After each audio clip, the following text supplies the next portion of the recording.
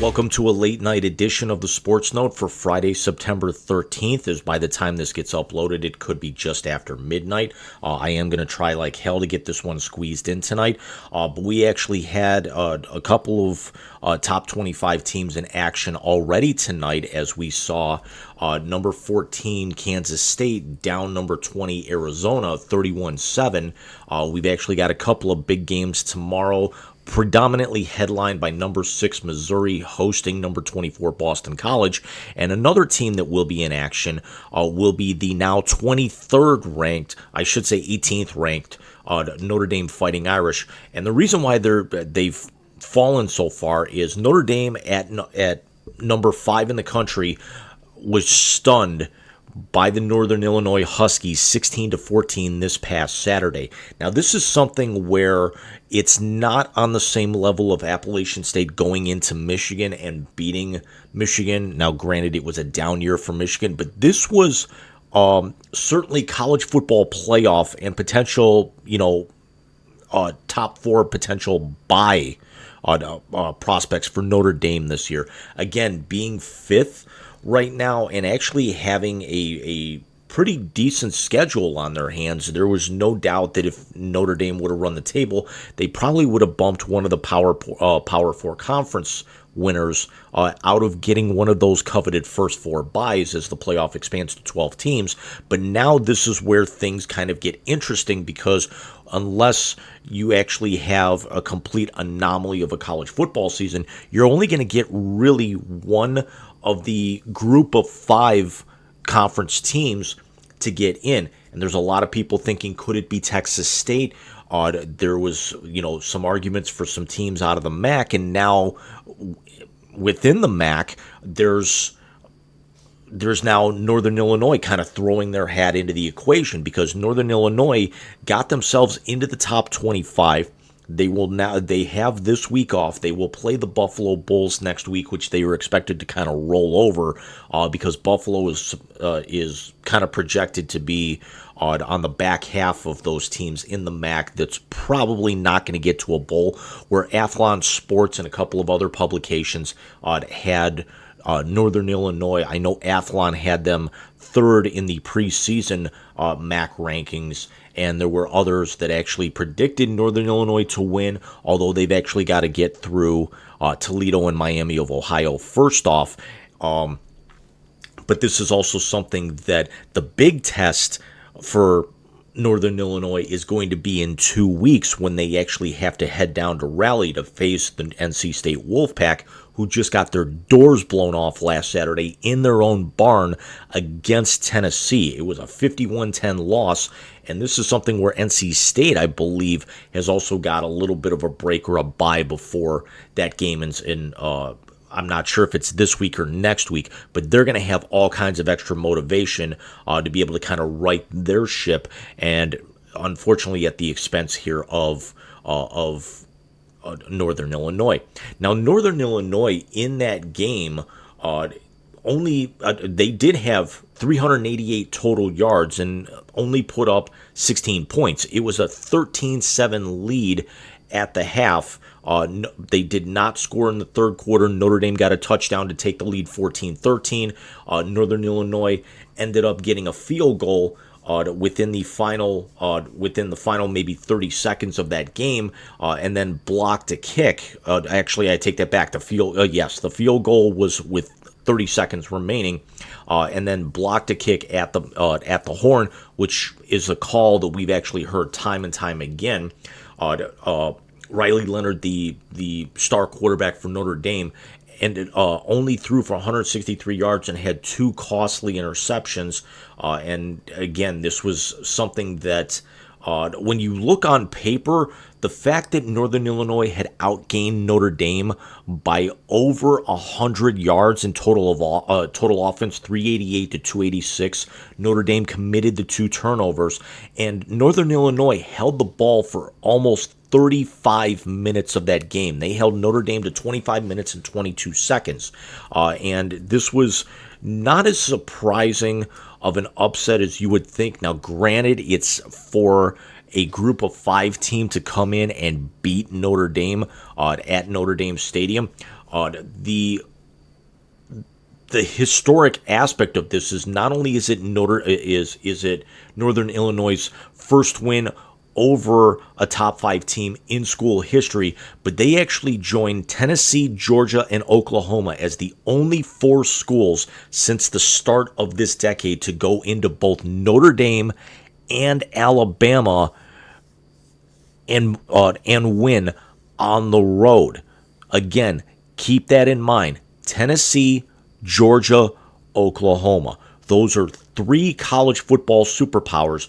Georgia has a history of kind of going into Alabama and really in the last 10 years and being very successful. Oklahoma has kind of come down a little bit in terms of they're not making as many playoffs. They're not in championship games anymore. Tennessee is right on the cusp, but again, they're actually playing in the same division as Florida and Georgia. There's only so far that really they can go.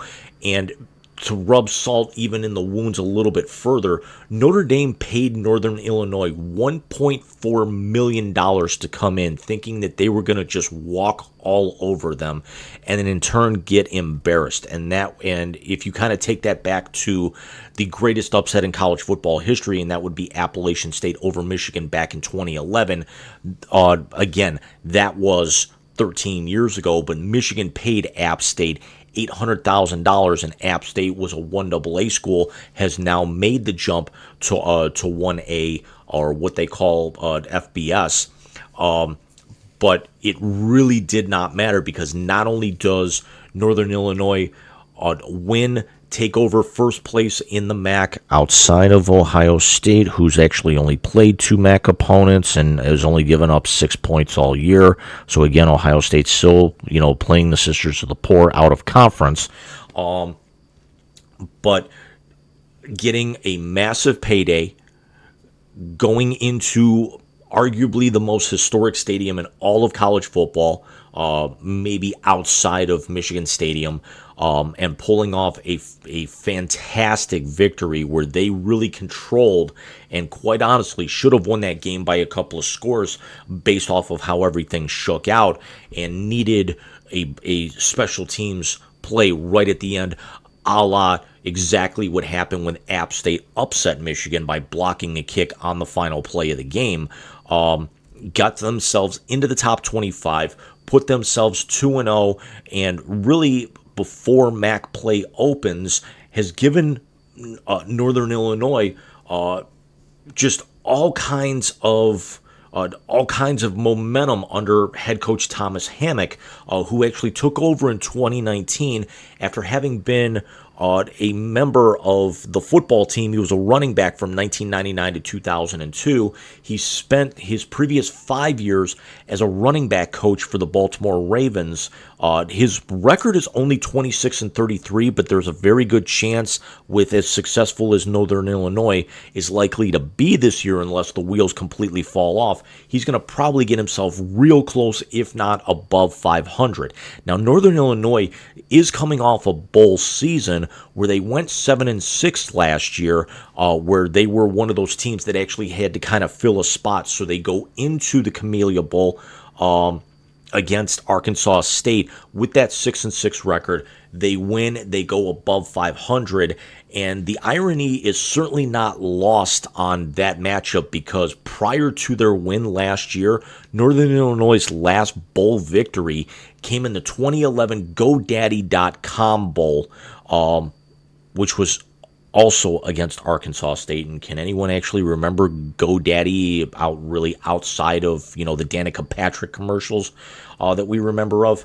Now, this is also a Northern Illinois team who, again, was bowl eligible and won a bowl last year, but 3 years ago won the MAC championship. Now, they did end up losing their bowl game, the Cure Bowl, to Coastal Carolina.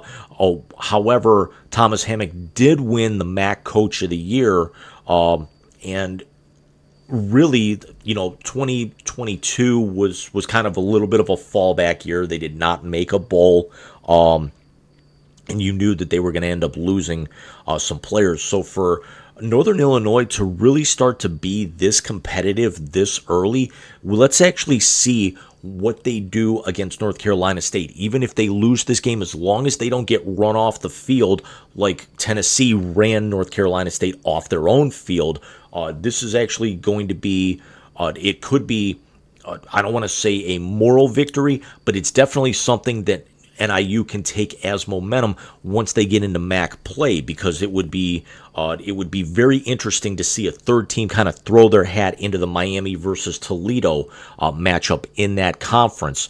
And whereas you have Ohio State playing Western Michigan and Akron, two teams that are going to finish near the bottom of the conference, Northern Illinois, being in one of the smaller conferences, goes out and actually schedules some heavy hitters out of their conference. They actually schedule Notre Dame and NC State both on the road this year. If you look at the next few years, they're going to play Maryland and Mississippi State on the road next year. They're going to get Iowa and Arizona in 2026. They'll face Nebraska in 2027. They'll play they'll play Ohio State in 2028, and then they also have a home and home matchup against Missouri, which is rare for a Power 5 team who, if Missouri kind of keeps this momentum going for the next 4 or 5 years, you're going to see a coach like Coach Eli Drinkwitz at Missouri, who, they're actually thinking certainly playoff this year. They're thinking to kind of, sitting at 6 right now. Let's actually see how far they've come along, if they can actually challenge Alabama and Georgia for some of the supremacy in the SEC. But if they can actually, keep this ball rolling, they can actually start kind of getting the recruits and build themselves back up, to kind of enter that picture, kind of like Clemson did a decade ago, kind of like how Alabama already, always kind of retools after several down years. How Notre Dame has actually been, in the playoff picture the last few years, even actually getting to a national championship game just a few years ago. But for a team, in a Power 5 conference like a Missouri, it's getting while the getting's good. You kind of almost wish that game would actually be moved up, or would have been scheduled sooner than 2029, because who's to say that Missouri doesn't come down, Northern Illinois doesn't actually become victim of the NIL, and the transfer portal, where they actually have, a Boise State, party crasher type mentality this year, and ended up getting a lot of their players stripped away. So let me know what you guys think. Do you actually think that NIU can continue this? Where do you think Notre Dame comes? What do you see happening in 2 weeks between the Wolfpack and the Huskies? Who do you think could be a dark horse to maybe kind of crash the party here? Is this a bigger upset than the Appalachian State game? For how small a school it is going into such a historic site with a team ranked in the top 5. And I will be back with you guys very, very soon. Take care.